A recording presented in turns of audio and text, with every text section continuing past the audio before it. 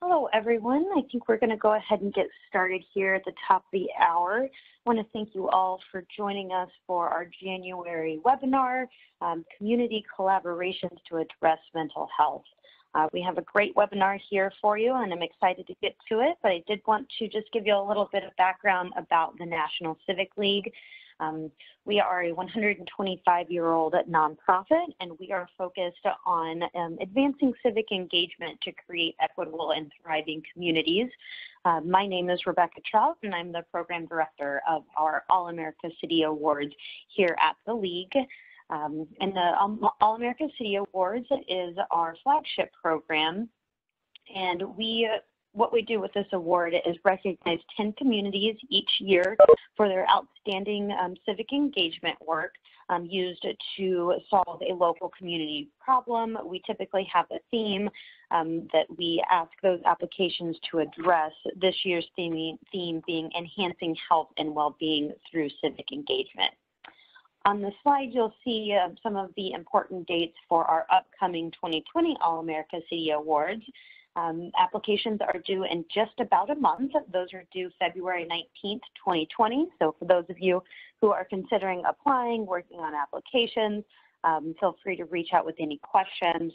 For those of you who are just now hearing about this award, you still have time. I'll be sending some follow-up information in an email after this webinar, which will include the recording, slides from today, and some sort of housekeeping things from the National Civic League.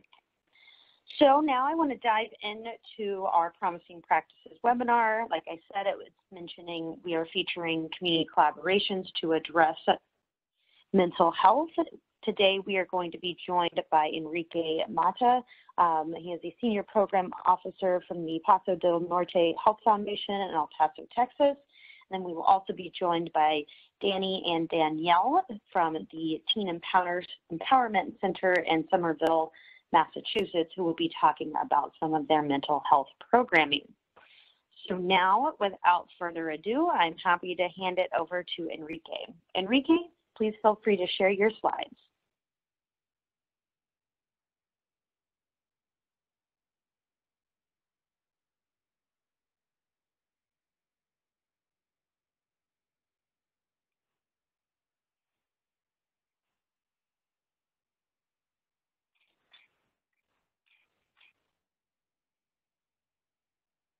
All right, Enrique, it looks like we are able to view your slides. Are you unmuted?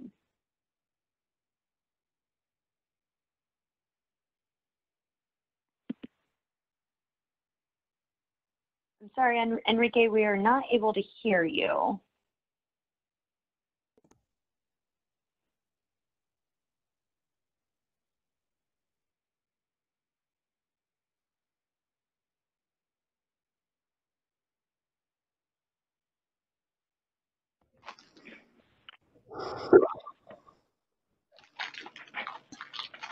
Okay, and I believe we can hear you now. If you wouldn't mind starting there from the beginning.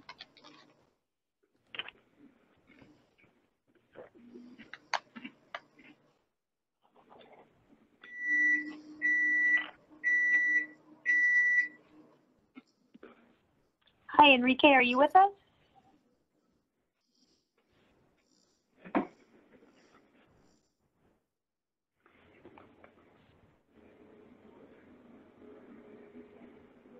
Okay, I'm going to actually, a little bit of a curveball. It seems like we're having some technical difficulties with Enrique's slides.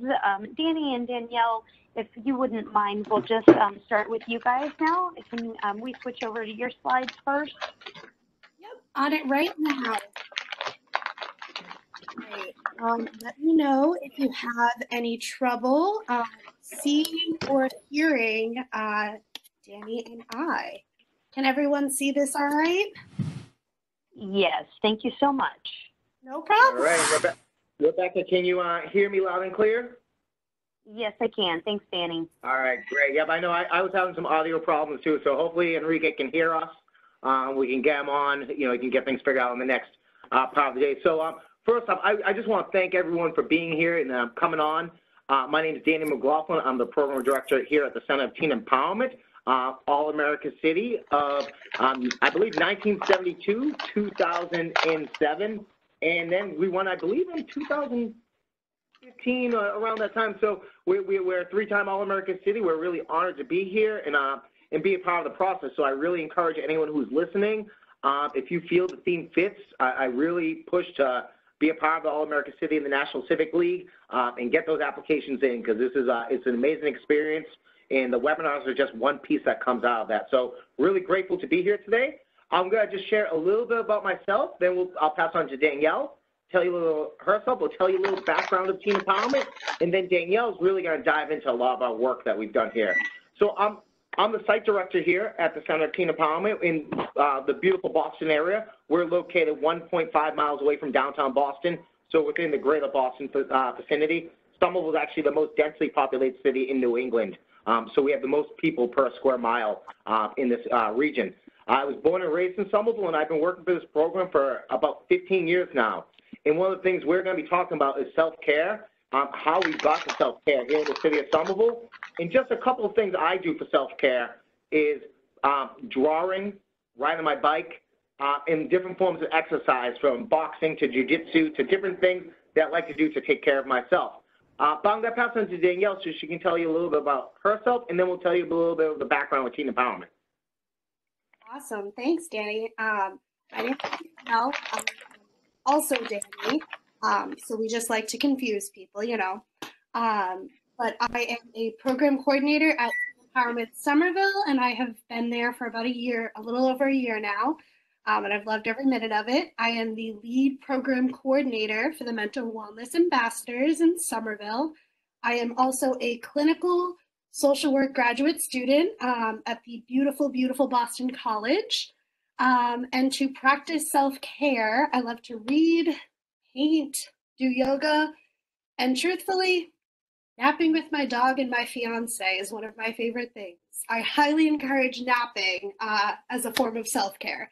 So with that being said, I'm going to pass it back on to Danny, and we are going to jump into kind of who teen empowerment is and talk a little bit more about how we came to be and how mental health and mental wellness plays an aspect into it. So Danny, take it away.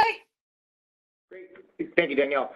So Teen Empowerment, just a little background. We were founded actually in 1992 in Boston, Massachusetts. And the reason why we were in Boston was during the following the crack epidemic, there was actually a great level of high violence and issues going on in the city of Boston. And we were actually a part of a thing called the Boston Miracle. If anyone gets a chance to actually look up the Boston Miracle, it's where we saw our crime rate and murder rate go from over 165 residents to not one person under the age of 21 getting killed in an 18-month span in a year. So Teen Empowerment's roots come from working in the urban areas, working with low-income urban youths, and using our model, which is a youth engagement, youth leadership model, to engage youth in their community, to be leaders in their community, and organize different around different events and initiatives around the issues that they face specifically. So we're a youth-led peer-to-peer model, and the staff help just facilitate that and help the youth cultivate their ideas so they can actually meet with public officials, build events, and work towards changing a greater deal in their community. Now, like I said, the origin started with the Boston gang wars in the 1990s. And here in Somerville, though, we actually came in 2004. And we came in due to the opioid epidemic. A lot of people don't know that actually southern New Hampshire and eastern Massachusetts were specifically targeted by big pharmaceutical companies like Purdue to try the new opioids. So what we're seeing in the heroin epidemic across the country, the Boston area and southern New Hampshire were actually directly targeted, and we were used as experiments for these drugs, which set off an entire generation of substance abuse and depression that we're actually still seeing today. So between 2001 and 2006, Somerville actually lost over 30 young people to drug overdoses and suicides. And we're seeing levels of hopelessness and lack of youth voice come into play. So what we do is we were actually brought into the city in around 2004, 2005 by the mayor, who acknowledged that we were having some problems one of the biggest things is for city government to acknowledge the issues, to not just ignore them, to not just brush them off. He owned them, and we're really proud of our Mayor Curtatone here in Somerville for acknowledging the issues and trying to find ways to address them. So in that work, we work with young people 14 to 21, and we hire them. And they're hired, they work for us. They're getting paid. They're paid employees to work towards the issues. We like to put value on them. Many adults would expect to be paid for the work that they're doing. We expect to pay the young people for the hard work they're doing, addressing some serious issues and uncovering them by using their voice and using their personal experiences to address these issues. Now, in that, we've seen a great deal of results. When we first started here in Somerville, youth that would come into our program would come in with higher rates of depression, lower rates of self-esteem. About 10 years ago, the UMass Sociology Department actually spent a year with us, and they studied us. And one of the things that they found is that the youth do come in here with lower rates of self-esteem and higher rates of depression. And by the time they leave the program with higher rates of self-esteem and lower rates of depression. And we've seen over the years, in the time of incorporating youth voice and youth involvement, in not chastising youth for speaking out, in listening and getting them engaged to the right people, that we're seeing a very different outcome in Somerville today, where youth aren't taking their own lives or turning to substance abuse or looking toward other methods. They're looking at self-care and mental health for the outcomes that Danielle's actually going to be talking about in just a minute. So on the next slide, I talked about this a little bit, but it was just the plague of the drug overdoses and suicides. There were a handful of murders in there, too. So the combination of these things really led to a sense of voicelessness and a lack of hope. And one of the things we find in our communities is you can have a great, vibrant community, but if the youth don't feel they have a voice at the table and they don't feel like their lives actually matter, there's going to be actions behind that. It's whether it's people acting out or seeing the actions that we saw here in Somerville. And I know we're not the only community that's experienced that. So Tina Pound was brought in 2005, and through the city changing and development, we received some money from an area called Assembly Square. We got an RFP, which was a request for proposal for some tax money, which we've been able to use that money to really incorporate enhancing and increasing our programming and taking a look at some of the deeper and umbrella issues when we think about violence, when we think about suicide. The theme behind all of this is mental wellness and mental health. And we prioritize mental health and mental wellness as one of our objectives to address and look at. And that's actually where Danielle comes in the work that she's been doing over the past year with her group.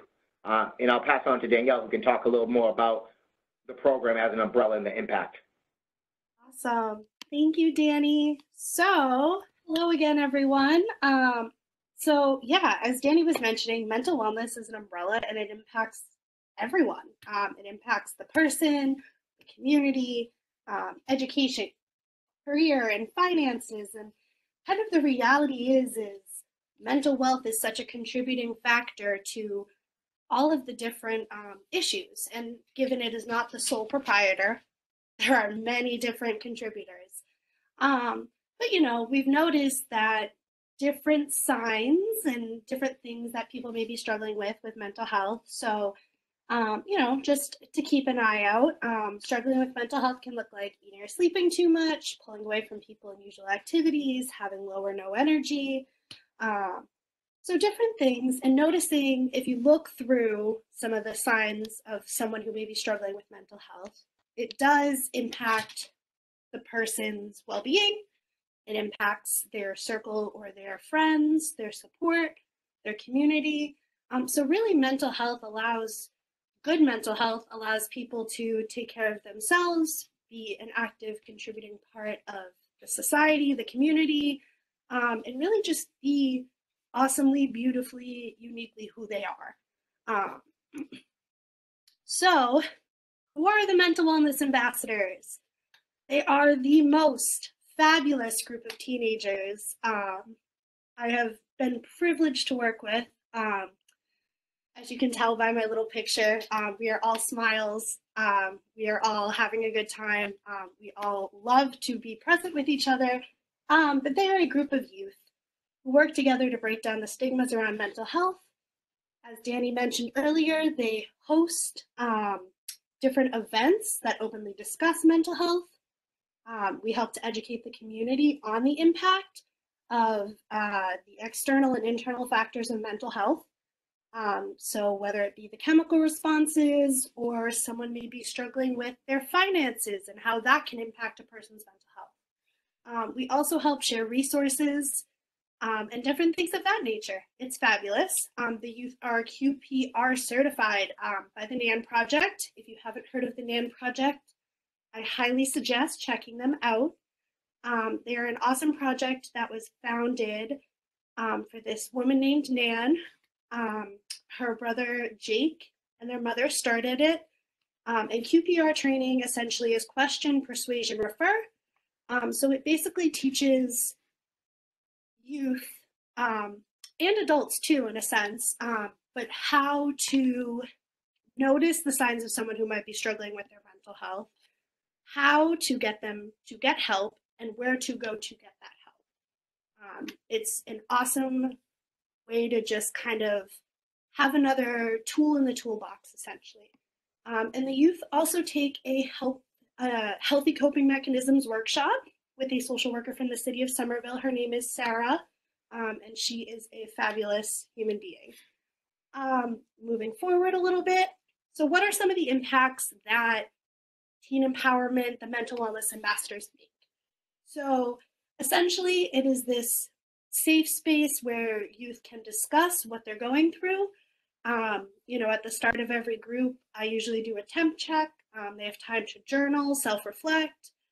We talk a lot about coping mechanisms and really how we can share it with the community. So they gain knowledge, they gain resources, they have a safe space, and that they can, push out into the rest of the community. As I mentioned earlier, they create a toolbox that benefits, again, themselves, their families, their friends, their community. And really, it's very interesting to see them, come up with these events and be able to engage the large community. They really turn into leaders. So yeah, we teach them resilience, critical thinking, time-sensitive problem solving, but really kind of this main focus is, what is mental health to you? What is your personal connection? What is your personal story? How can you take care of yourself? And how can you help the rest of the community who may be struggling with their mental health? It's beautiful. And in turn, that also helps, as Danny had mentioned earlier, bring down some of those unhealthy coping mechanisms like fighting and drugs, and help people kind of self-discover and become more active parts of society. It's fantastic. Yeah, that is what I have. So thank you from the Center for Teen Empowerment in Somerville, and thank you from the lovely mental wellness ambassadors. They'll be very excited I got to share a little bit of their story with you guys. Rebecca, great. Thank you. To you. Thank you so much, Danielle and Danny, for sharing with us a little bit about the Teen Empowerment Center and specifically about the mental health ambassadors. I should have mentioned earlier that we are going to be taking questions, but it's going to happen at the very end of the presentation.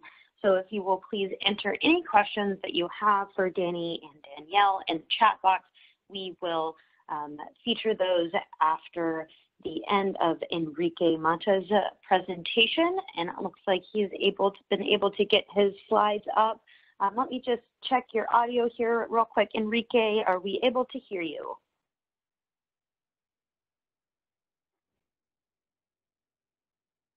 Okay. Hello. Can you hear me okay? Hello. We can. Great. Glad we were able to get that sorted out. The floor is yours, and we are looking forward to you. Thank you so much. It was a plan B here. Apologize for that glitch. Certainly, I am, well, my presentation today is going to be an overview of some of the work that's gone on in our community. And first off, I want to just say that Paso Norte Health Foundation is a private conversion foundation in our community. And if some of you have these foundations in your community, please seek them out, because we do play a role in convening and leadership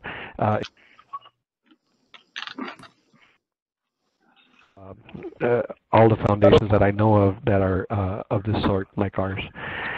For our community here, we do mental health and emotional well-being. It's a health priority for us. The foundation leads, leverages, and invests in initiatives, programs, and policies that promote health and prevent disease. We really look upstream and try to do things that help prevent people from early debilitation and early entry into the medical system. We do not fund illness treatment services. Rather, we work on areas that we can promote health and prevent disease. The region, just to give you an idea of where we sit, we serve the counties of El Paso and Hudspeth in Texas, and Otero, Doña Ana, and Luna in southern New Mexico. And then we also serve the community of Ciudad Juarez. If you drew a circle around this entire region and went out in any direction over more than 200 miles, you won't find another major city. Just to give you some context on how we work together with our communities. We establish health priorities by our board with community input and data, and develop initiatives to address health needs. Some of these initiatives include tobacco and alcohol prevention, healthy and active living, and healthy kids. We do mental health and emotional well-being. That's the area that I am charged with currently. And to go into what we do around the topic of mental health and emotional well-being, just to give you an idea of where our community has been, we started down this road of mental health in 2012 with efforts. Our community was really looking at how do we address stigma and negative bias associated with mental illness and improve coordination and communication among organizations in our community. We really wanted to work because some of the groups that were coming together with us in the community to talk about mental health really had long-standing feuds and terrible situations of I guess not wanting to talk with each other as far as the leadership in our community. And we saw that as being a really important area for us to address as a neutral organization in the community. To give you some logic behind why we looked at stigma associated with mental illness, if you increase emotional well-being and decrease misinformation, increase timely recovery and inclusion, logically you get to decreasing social isolation and improve cultural support and acceptance. We are striving to get to that point in our community. We also know that if we increase communication, coordination, and collaboration, we can help decrease the fragmentation and improve continuity of care. The foundation and the community organizations that we are working with among the champions of our community understand that mixed methods are needed to address this kind of a complex arena of mental health and emotional well-being, and we want to look at each area of support in a socioecologic model. Some of the examples of things that we've done in our community is to increase the number and availability of evidence-based programs. In 2013, when we were really going out and starting to work with this, our community didn't have mental health first aid trainers, and we didn't have NAMI evidence-based programs. We had maybe one family-to-family course every 3 months, maybe even 5 months. Currently, we have thousands of people being educated on a wide range of programs in our community. You know, if we looked at the mental health first aid, we've increased from that time to more than 7,500 individuals already trained and 30 active instructors in our region. And similarly with NAMI, we've got folks who are participating in these programs. We also have other programs like the De Mujer a Mujer program, which is geared towards women who are at risk for isolation, domestic violence, those other issues, coming together and understanding better coping mechanisms and ways to seek out help for their families. So in the realm of organizational community, we've done things like strengthen local organizations and helped to change policies and practices. Some examples of that are with our NAMI organization. It's become a model organization nationally as recognized. Our sheriff's office and our jail, we've done some work to in-depth policy and practice changes with coordination with the sheriff and their community. And then our local child guidance center has become our trauma-informed care center of excellence for our community. And those things really have helped. In our community we had recently, of course, folks may know that August 3rd there was a tragedy in our community. We really saw the transformation where our community really came together, showed how collaborative we are to address those traumatic events. When we look at policies, we have also worked with the state, in each of the states, to help make changes to the laws. And when I talk about the states, I'm talking about the state of Chihuahua, the state of Texas, and the state of New Mexico. And all of their laws, there's stories around each one of those areas where our communities have had influence, and the champions from our communities have gone to the state advocating for major changes. When we look at how the system of care in El Paso County developed, this is one area that we really made some transformation and have made some headway. And some of the learning experiences from that is that we did work to collaboratively fund a needs assessment for our community, and took that and created a benchmark. We formed an executive committee, and based on the information provided by that initial assessment, we're charged with developing some priority areas to address gaps and system fragmentation. And we did that with the help of our local executive directors and community leaders like the mayor, the county judge, the sheriff, chief of police, and executive directors of the community organizations. In 2017, we did an evaluation of this. This information is posted to a website that I'll show you. But we used a collective impact-informed approach to get much of our work done in our community, establishing a common agenda using that behavioral health system assessment. There were areas in the report that showed things that we really needed to address first and then build out from. Again, system fragmentation was one of those. We established some shared measures, crisis services, addressing behavioral health care availability in routine settings, and law enforcement conditions and jail diversion efforts. We also established an ideal system of care comparison. So we challenged the folks who did our study to tell us what would be the best possible service array availability in our community and compare us to where that is. We use these two continuums to identify areas where we can make the most difference and other areas where we might not be ready to make those changes, but certainly we need to recognize them. And over the years, we have benchmarked ourselves against this work to identify where our progress is being made. We coordinated our efforts among the different partner groups. For instance, in the Family Leadership Council, these are all the child and adolescent serving organizations in our community. We do have a good presence from all of them, and really have in-depth discussions about the mental health and emotional well-being of our youth and the system of care that's needed for them. Established really a format for creating nurturing environments for children to receive care in a natural way without the stigma of having to walk through a mental health door unless that's absolutely necessary.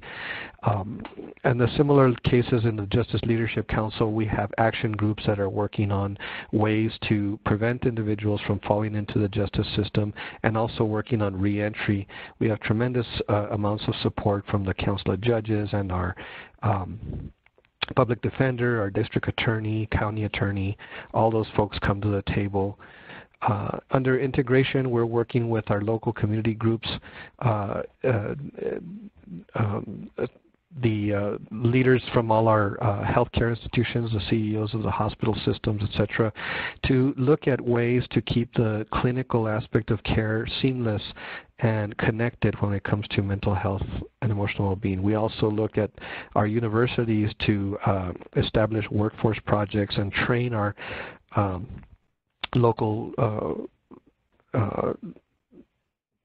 workforce to, for instance, LPC candidates and psychologist candidates coming out into the community and being ready to be credentialed, really promoting that. One area that we've seen some learning experiences for us was establishing some mapping that allowed us to communicate with each other about where our community is and what kind of gaps and how those gaps relate to the system of care. We looked at things like the sequential intercept map that Substance Abuse and Mental Health Administration helped us develop for our community. We also looked at a continuum of care based on the Institute of Medicine report and did a variation of that for child and family behavioral health. That helps us to identify everything from preventive services to all the way through treatment and then to recovery, and really looking at ways to help develop that great continuity of care. One example of an area that we've worked on that was really important to our community was you couldn't necessarily get all your organizations in the community to come together and say, let's sign an MOU. And that's one of the measures of change that folks have put out there. As a metric, we thought that was really unreasonable and unrealistic. And so what we did was we went to these community leaders. We could get a public relations message out. So each of our community leaders put out a strategic message from their organization saying, on behalf of our organization, we believe that mental health is an important component in the health of our region, and our contribution to mental health is this is how we will collaborate. And we communicated through all our public relations lines, TV, radio, all those kind of things, these quotes from our groups in the community. After that, we then went on and created some links and for videos, things that folks would otherwise be able to hear from our community organizations. So for instance, here's an example of one that was done, and I won't turn the sound on because we don't have the time for it, but certainly giving these individuals who are leaders in our community an opportunity to share their background and their reasons for being a part of this community collaborative. So each one of our community leaders has had an opportunity to present on those things.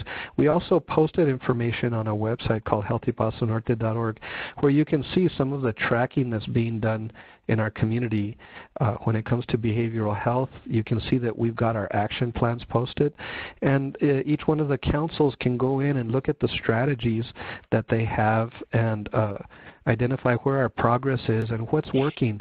We also have data that helps us identify, what more do we still have to do in the community real time. So those are examples of ways that we've kind of built from where we were before to where we are today.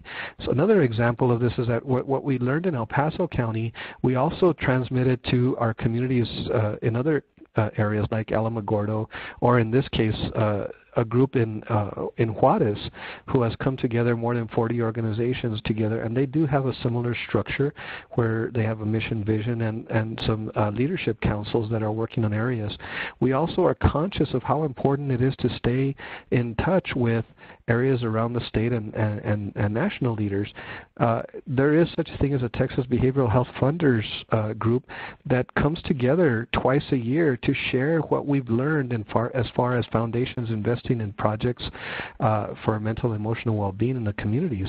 And we don't necessarily, so for instance, if Houston Endowment shared millions of dollars of effort to create a certain project, we wouldn't necessarily have to invest that as other foundations. What we would do is take from what's been learned and maybe replicate those models.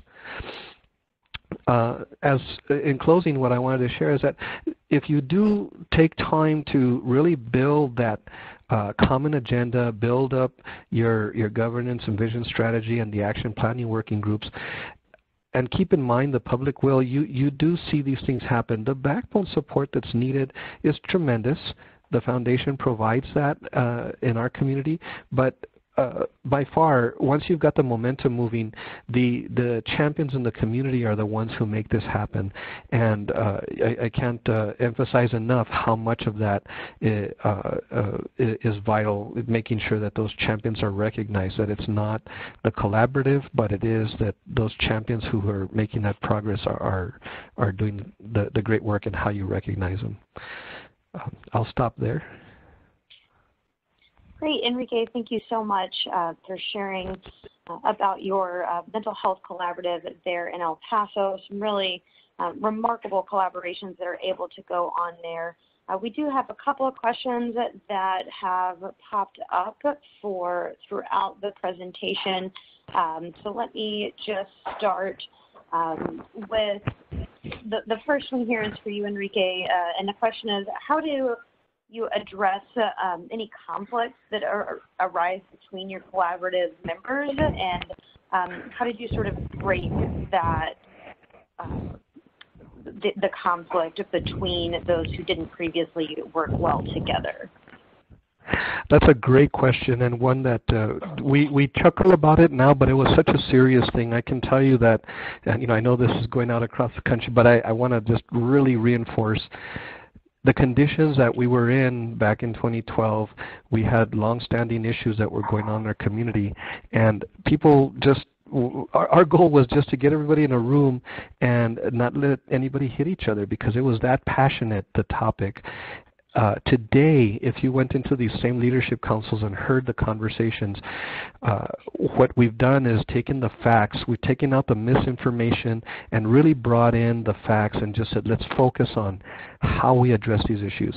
Everything, and self-interest is okay, because we do have survival mode that comes from nonprofits, and even for-profits may not be willing to share everything.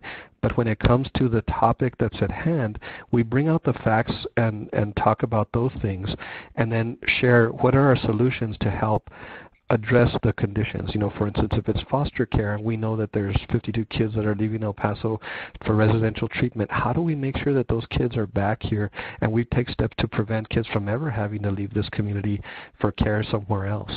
So those are questions that come up that all the partners in the community really need to come together around.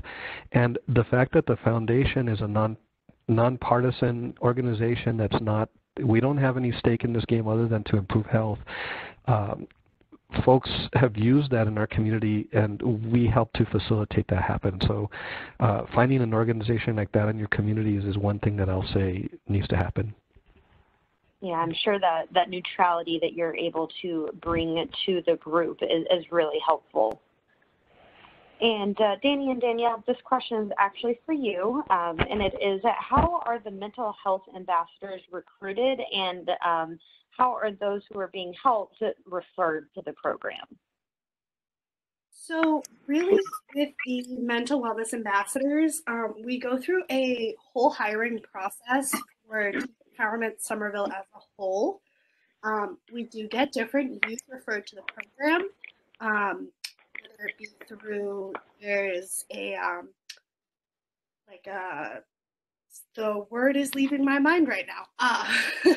An adjustment counselor at Somerville High School, but we also do flyers over town, word of mouth through youth, but we go through a whole hiring process where we do group style interviews, and through those group style interviews, then individual interviews, we get to kind of personally know the youth, and we kind of get to see where their head's at and what they're thinking, and where kind of their personal ties are, and their motivation to help better the Somerville community.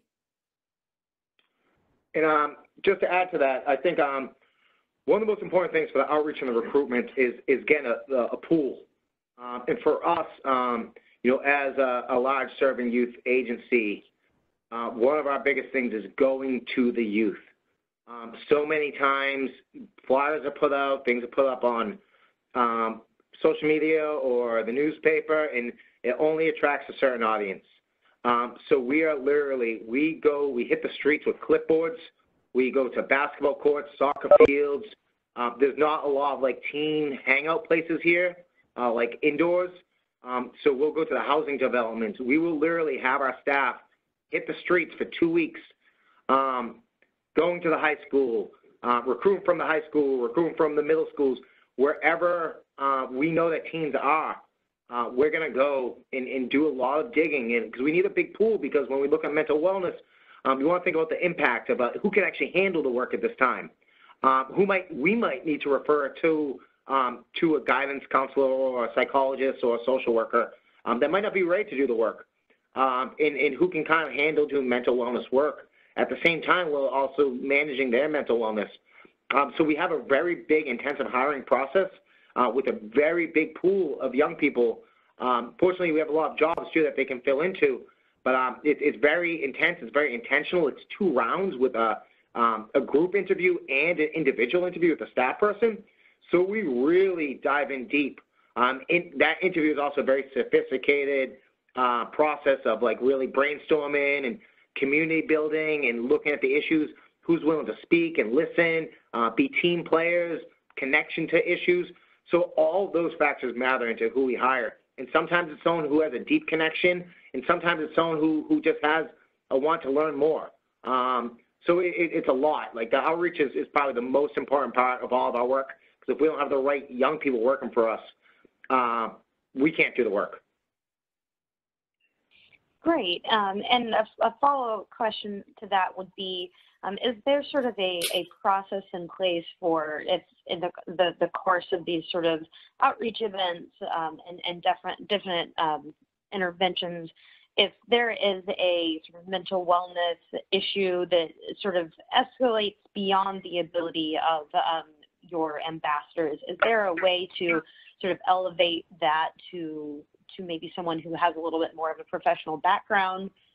Yep, great question. Danielle, do you want to answer this, or would you? I got this. So I knew you would. You know, get you a boss who has all the faith in you. That is a very important part of contributing to positive mental health.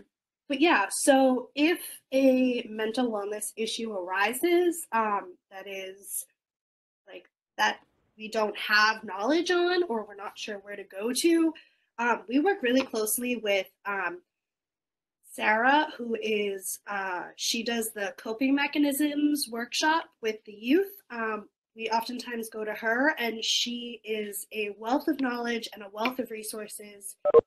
She's been a social worker for many years, and she helps provide us with guidance. She helps provide the youth with guidance. And really, she kind of helps send us those next steps if we're unsure of what to do. We do also have other resources depending on where the situation takes place, you know, who can kind of make the best possible impact. But at the same time, you know, it's a job. So I know like some of my youth have come to me this year alone, and they've been struggling.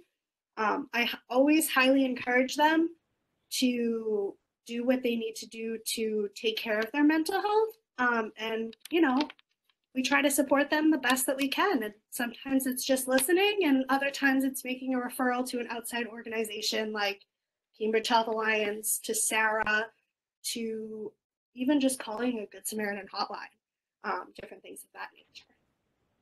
Just a quick thing for Sarah. She's a clinical youth specialist for the city of Somerville. So her job is actually working for the city and to connect with organizations like ours. Because there is work being done in the school, and there was referral there, but when it comes time to these outside things, she kind of covers within the schools and outside programs that work with young people. So she has a background in group homes, and like Danny said, a lot of, she's a clinical psychologist too. So she has a great background. So it's really, we lean and rely on her. We couldn't actually do this program without someone like that. That's an extremely important part of the partnership that we have with the city to do this work, is connecting with someone who is a true expert, because we're experts in organizing, but she's expert in mental health. Excellent. Thank you for clarifying that point.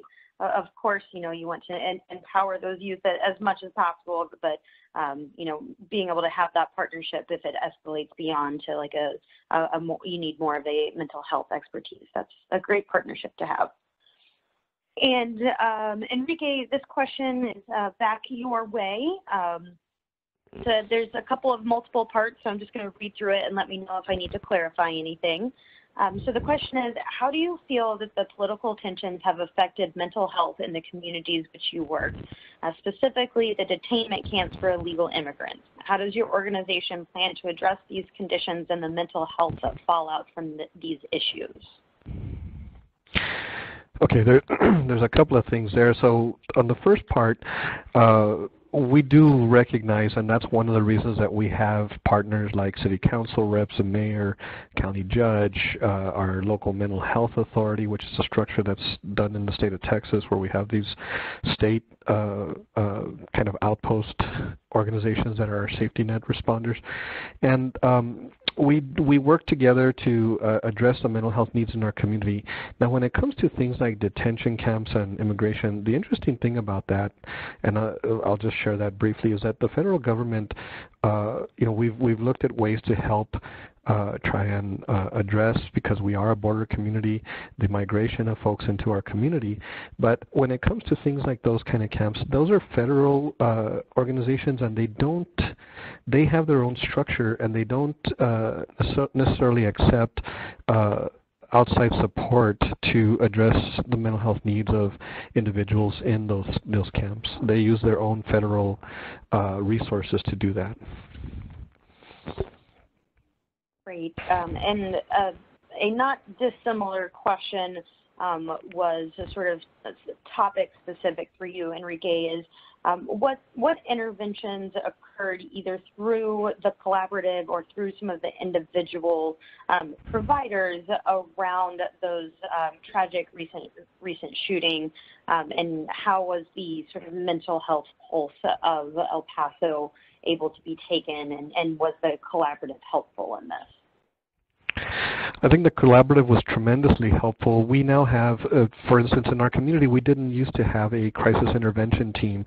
We now have officers in our community who are riding along with mental health professionals that will go out to cases where you have situations like that, a condition.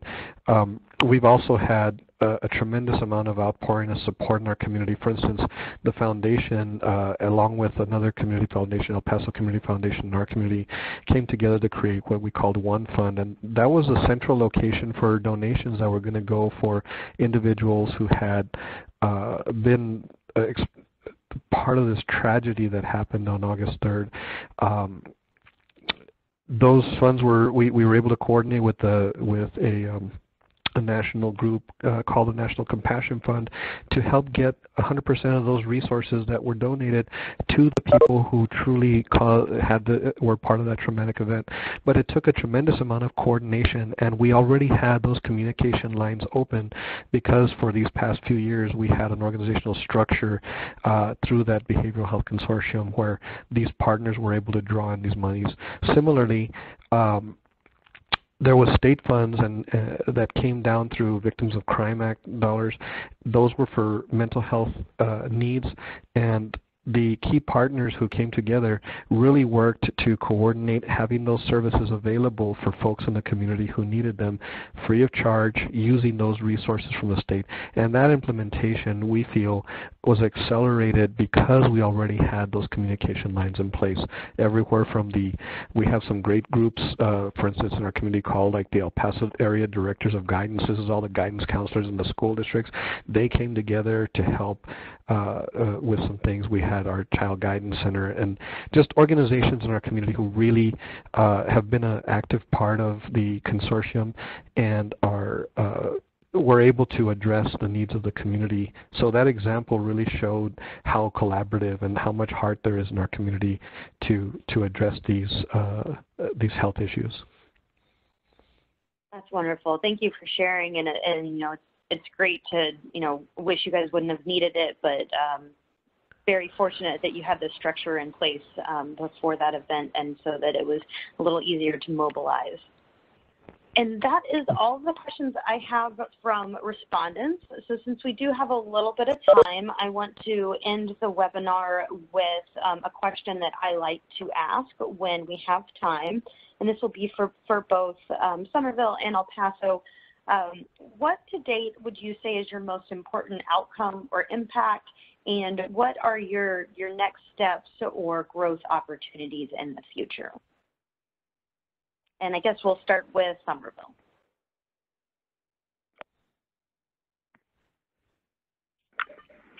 Can you just repeat that one more time? Yes, absolutely. So this is just from me. I'm curious as to what you guys would say is your key outcome or impact to date with your program, and what are your sort of next steps or program growth goals would be in the future. Great. Go ahead, Danny. No, that is okay. I will let you go. You can go first on this one. I think for me, being from this community, and I was one of the people actually during the period when I mentioned the loss of lives. So a lot of those lives were my friends. So it's very personal. And I think the fact that youth today, although there's still major issues and like stuff going on and new things coming, that they don't have to deal with that level of hopelessness and feeling that suicide is the option, or leading towards opioids, or just getting obliterated is the option. I think the fact that kids have alternatives and they have hope, that's huge. That's not, you can't explain hope. You can't put a price tag on it. And when a community is hopeless, you know it. And when a community is hopeful, they show it. You know, and we're seeing and showing a lot of hope right now. And for me, that's absolutely by far the greatest outcome. And the next steps would be, I want to spread this. We're on a growth campaign right now. Teen Empowerment's looking to grow. We're looking to come to a city near you. And we're really looking to share these practices with other people, and they work. And just seeing how we can impact other young people, because young people need this work. And I've seen the direct impact from my community, where we were 15 years ago and where we are today. Still have miles to go, as our mayor likes to say, but we've come a long way. I know for me personally, mental health has been something that I've struggled with the entirety of my life. And really being a youth in a community that is being gentrified, where voices aren't being heard, specifically youth voices, being a youth is tough. But having to worry about possibly not knowing where your next meal is coming from and trying to stay in school, but there's also all sorts of problems going on in school and at home. And, you know, I have kids who come in and their paycheck isn't really their paycheck. It goes towards helping their family. And like I said, being a youth is hard. So mental health is it's an umbrella. And, you know, being someone, I'm sitting here with my therapy dog.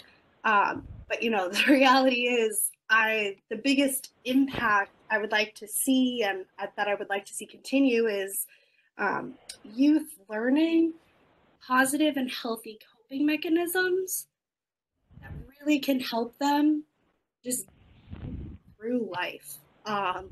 It was funny, I had one of the youth who I'm currently working with in the Mental Wellness Ambassadors, you know, she was talking to me about how she's having issues at home, she's having issues with her significant other, she's having issues in school, and she was feeling really overwhelmed, but she was talking about how sitting through the Healthy Coping Mechanisms workshop and having a safe space to come and just kind of share how she's feeling and learn more information has not only helped her, you know, kind of deal with these daily stresses, but she's also been able to share it with her friends and her family. And so really, I would like to see for growth,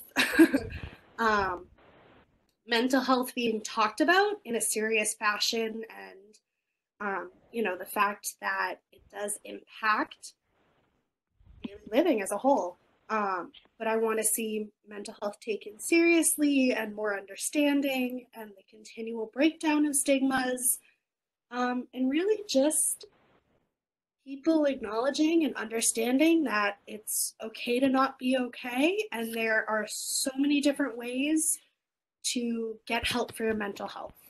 There are traditional ways, there are non-traditional ways. There's help out there. So that's personally what I would like to see, and I would like to see it, exude from our youth as it is doing so currently. Great. Thank you both for sharing. And, I appreciate both the personal and programmatic impact stories and how you guys see this growing through Somerville and elsewhere, and appreciate your time and energy in this field and in your community. And now, Enrique, I want to pass that same question to you. What to date do you think is your organization's largest impact in regards to this program, and what would you say are your growth or next step goals? Well, I think the title of this event is really appropriate. If you want to go fast, you go alone. Sometimes we're aggressive in the way we make change in our community, and we need to go fast. So some organizations will take up the torch and say, you know what, we're going to take responsibility and move things forward. But by far, what we've learned as a community, what we've learned and overcome over these past 2 years is that we've got to go together if we're going to get anywhere. And we've really seen a transformation in our community of trust, and we've had tremendous amounts of examples where we can see whether it's leveraging additional funding into the community or whether it's building a program that people thought would have been impossible to build here, like maybe reentry supported housing programs or school-based mental health programs. All of those programs have taken a tremendous amount of collaboration among the local partners, leaders that influence policy change in their organizations and across organizations. So what we really do see is that if you're going to go far, you go together. We've come a long way, and we are poised now in 2020 to really make some even more game-changing improvements to our community. So we see the momentum. We've even seen some transition of institutional memory from folks who have retired off and new folks who have come in and picked up the same torch and said, you know what, we see the progress, and our agency is not going to go anywhere. We're going to be at this table. So that would be my message, is if you want to go far, sometimes you have to do things aggressively, but usually it's individually, and those folks have to champion it. But by far, for a community to make change, it takes a while, it takes culture, and it takes that trust. And so if you can build that culture of togetherness and that we are moving in the same direction, I'd say stay the course and keep moving forward. Absolutely. I couldn't agree more, and I can't imagine a better way for us to sign off from today's webinar. So again, I want to thank all three of our presenters for the work that you're doing in your communities, and also for taking the time to be here with us today and share. For those of you who joined us, I will be sending a follow-up email either this evening or tomorrow, and that will include the link to these PowerPoint slides, a recording, as well as some follow-up information. So be on the lookout for that, and feel free to reach out to me directly if you don't have it. And with that, I appreciate you all joining us, and enjoy the rest of your day. Thank you. Thanks, Rebecca. Thank you, Rebecca.